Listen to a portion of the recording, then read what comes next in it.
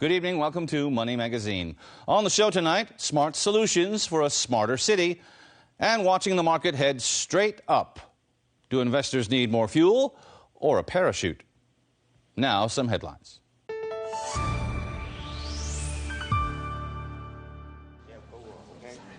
China approved the launch of the long-awaited Shenzhen-Hong Kong Stock Connect to allow trading between Hong Kong and Shenzhen. Hong Kong Exchanges and Clearing says it marked another important step in opening China's capital markets to the world. Beijing also scrapped overall quota limits on connection traffic. The limit has been a sticking point for big institutional investors.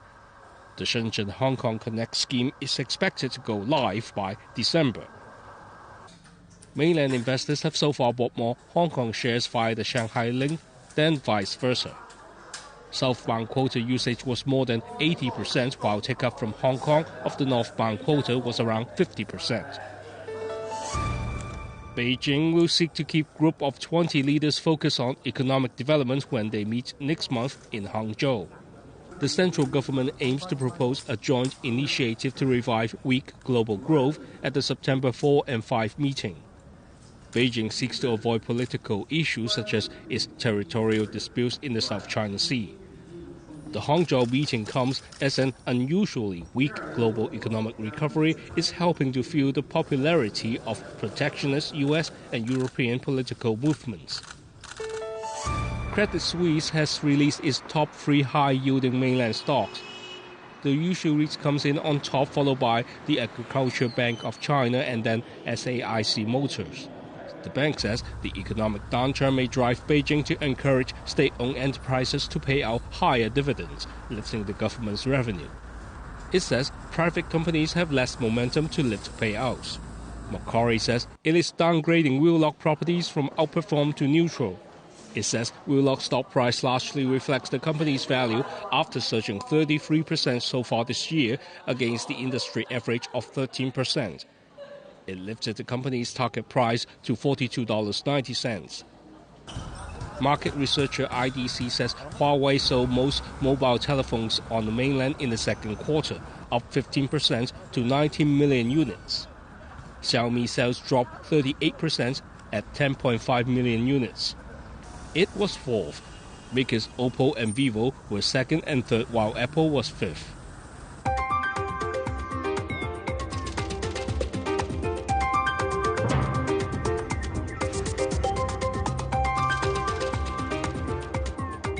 The market would focus on the transaction volume of the Hong Kong stock market to see whether there is a greater amount of Chinese funds to move to Hong Kong in order to capture those stocks with the same sector but with lower valuation compared to those listed in Shenzhen.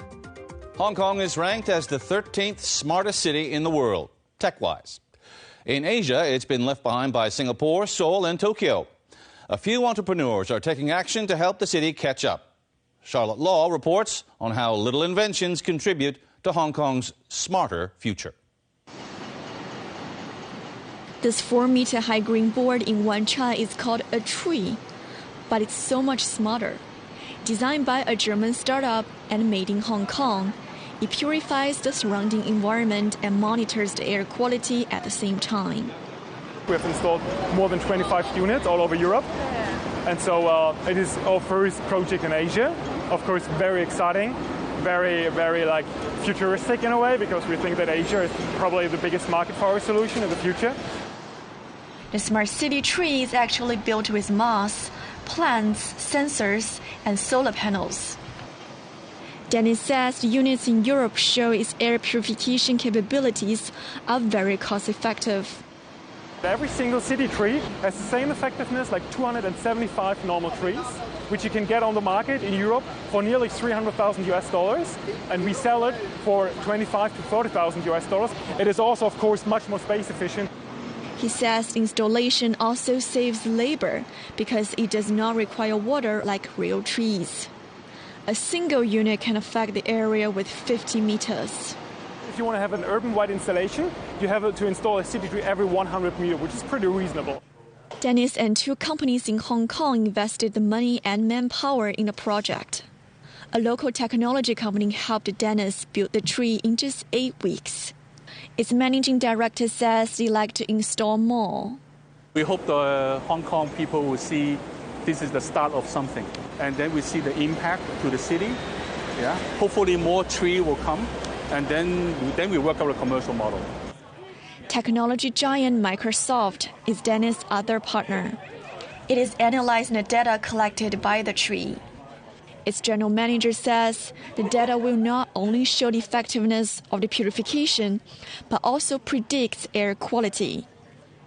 This tree is just one tree, but there's a lot of information and data around the city that can make it become even more meaningful. But it's not just telling you what happened yesterday, but the ability to telling you what happened in the future, to predict the weather quality, the UV. Computer and engineering professor Yang Qiang says the development of a smarter city relies on gathering a variety of data. Smart city is to have a digitized mirror image of the city and of our buildings and of our homes, of our lives, basically, so that we can understand it better and we can control it better. This hotel in Shangwan has invested about 30 million Hong Kong dollars to make itself a smarter business. We have about 22 new high coefficient items we put into this hotel. We saved 260 kilowatts of energy per meter square per year. If you translate that into money terms, it's basically we saved 3.3 million Hong Kong dollars per year. A solar panel on the rooftop is used to heat the water. One of the major elements that helped them cut energy costs is this intelligent fan core unit. If you compare our intelligent fan coil units to the conventional ones, because every single building you need a fan coil unit, we immediately could save 87% of energy. In all, the hotel uses 58% less energy with the smart approach. In fact, we have other clients ask us to do it. A smart environment is one of the 6 major components of a smart city as it is defined in a government research paper. The other 5 are smart economy, smart people, smart mobility, smart government, and smart living. This local technology company invented a set of devices that allows one smartphone to control all the air conditioners and fans in a 3-bedroom flat. We believe that with nowadays mobile phones and applications, cloud technology, there is a better way to develop new products, new technology that smartly control the environment that we live in. They can also connect wearable devices that monitor body temperature. When are you actually going to go to a deep sleep? And that's when it triggers the sleeping profile. And therefore, you can actually set the temperature from, say, 24 degrees to 26 degrees. Daniel says the devices cost $95 and will help a household to save between 5 to 10% of electricity a month. We'll basically have less greenhouse gas emission as well. He says similar products can be used to connect smartphones with any home appliance that can be controlled with infrared signals, Wi-Fi, or Bluetooth. Government statistics show that each person in Hong Kong possesses 2.3 mobile devices. The CEO of this local company wants to use mobile technology to make life in the city more efficient. His apps help reduce waiting around to buy stuff, from a cup of coffee to movie tickets. The company is working with the major theaters and movie distributors to provide all the ticket information in the city in just one app. We try to convince them the mobile phone is one of the promotion channels for them to reach out the largest audience. So apart with their traditional promotion channels. Willie says watching a movie is usually associated with other types of spending. His app will also provide information like what restaurants and other retail shops are nearby the cinema. most of the cinemas is actually located with the shopping malls. There's a lot of retailers, a lot of brands, so that we can pop up with the nearby promotions. This entrepreneur is the chairwoman of Smart City Consortium, an association that is dedicated to promote public awareness and assist the government in building a smarter city. New tech will help us a lot in moving towards a smarter way of life. There are a lot of smart city applications, just like what you have mentioned, which are very interesting and useful. How can they really apply it or implement to the whole of Hong Kong? And we require a lot of effort to mobilize the people in using it and adopting it to become their way of life. Coming up on Money Magazine, two stock pickers go head-to-head. Please stay with us.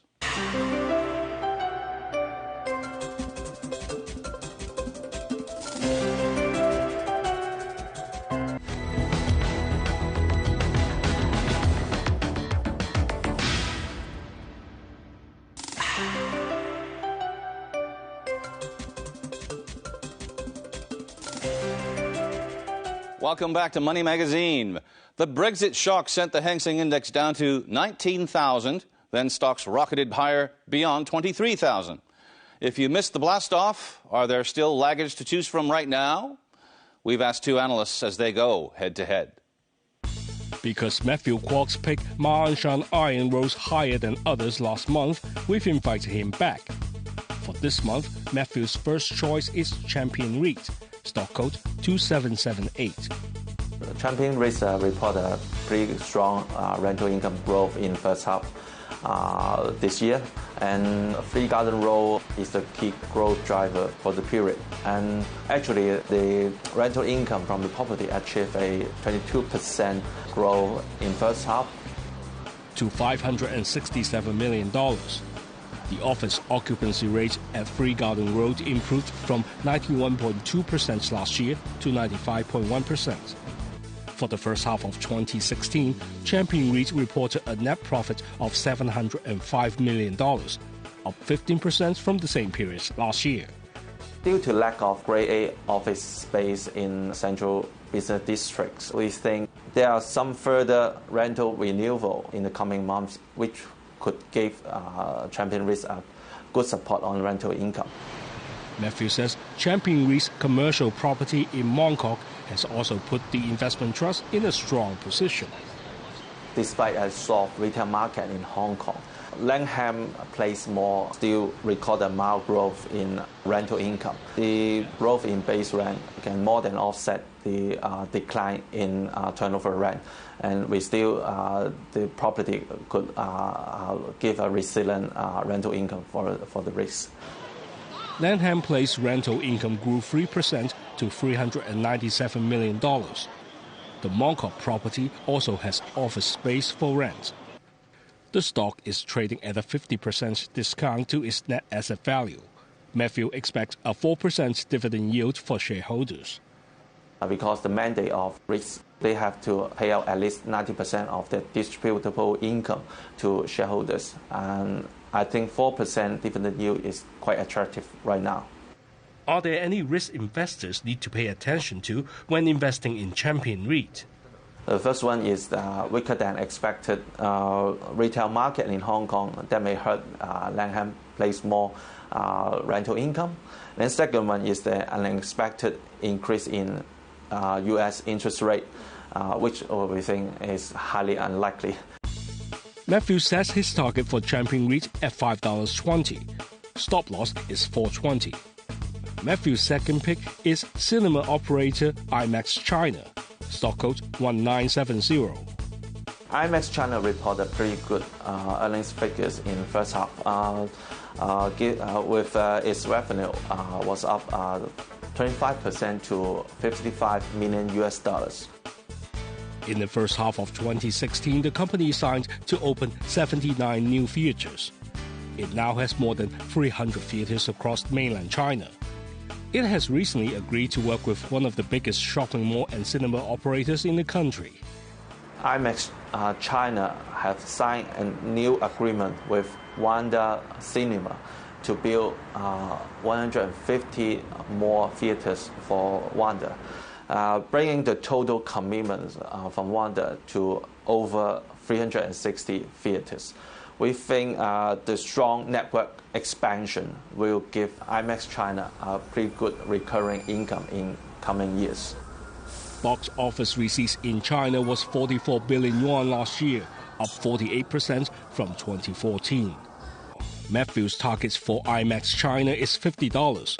Stop loss is set at 42. Matthew's challenger this month is Dickie Wong of Kingston Securities. Dickie's first choice is Xinyi Glass, stock code 868. This company is a key leading glass manufacturer in the whole wide world, especially in China. I think their profit margin will improve in the second half of the year. I still have a very positive point of view towards that stock. Dickie says Xinyi has a wide array of products for buildings, automobiles, and mobile devices.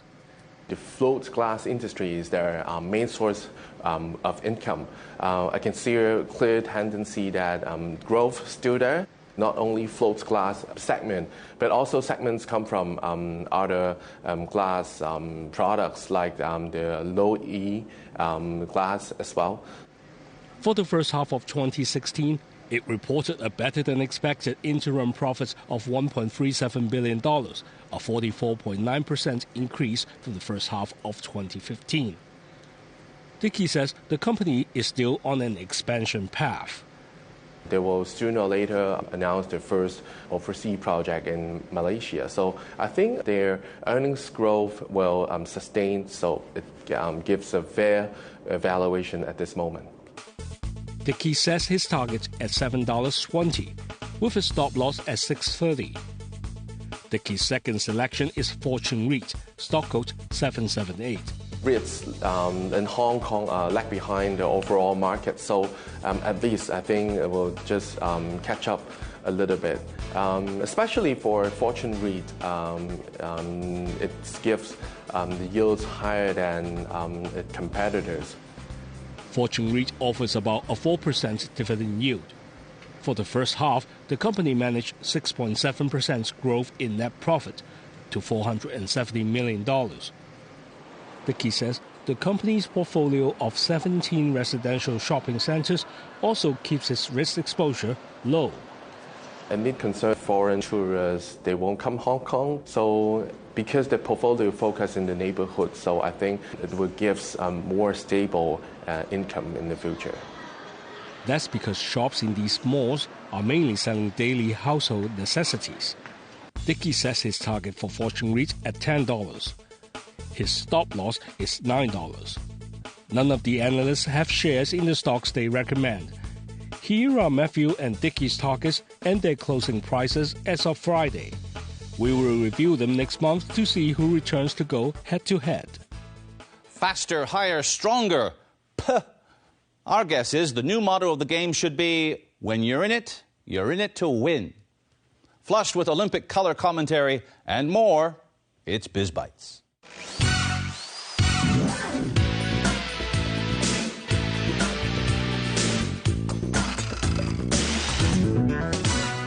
Yes, green, not gold, was the color of the day at the Olympic diving venue. How was the lovely blue water transformed into this Brazilian hue? Rio officials assured the world there was no yellow added to bring about a patriotic change. The hosts weren't even in the finals. Oh yeah, it's Brazil and everything is green down there. So maybe it was decorative. The silver lining of this story, add a little yellow to the blue, and the greener pool makes the water more visible for the divers. Okay, we admit it, we're taking the micturation here a bit. The wrong chemicals were poured into the pool. It and Rio officials were drained by the whole experience. Plenty of greenery down at the rowing venue, where the Irish color of the day is silver, after two Olympic heroes of the Emerald Isle made the whole country smile. Fresh off the podium after the rowing competition, the Irish silver medalists Paul and Gary O'Donovan proved to be #1, finishing their post-race duties. They clinched the medal, but they're not allowed to clench afterwards. I had to go and do this doping control thing, so I was there for an hour or two trying to take a pee then into a cup for them. So after about 10 litres of water as well, so it's full up now, to be honest. Yeah, it's a great crack though, anyway. These two whizzes really take the cake. Moving along our color palette, a taste of revenge on the mainland with a dash of petrol and a whiff of burnt rubber.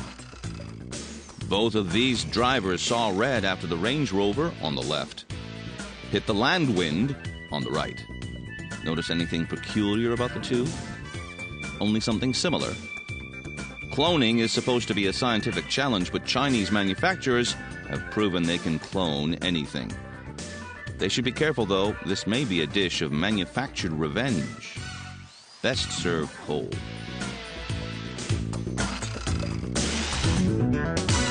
Thanks for watching.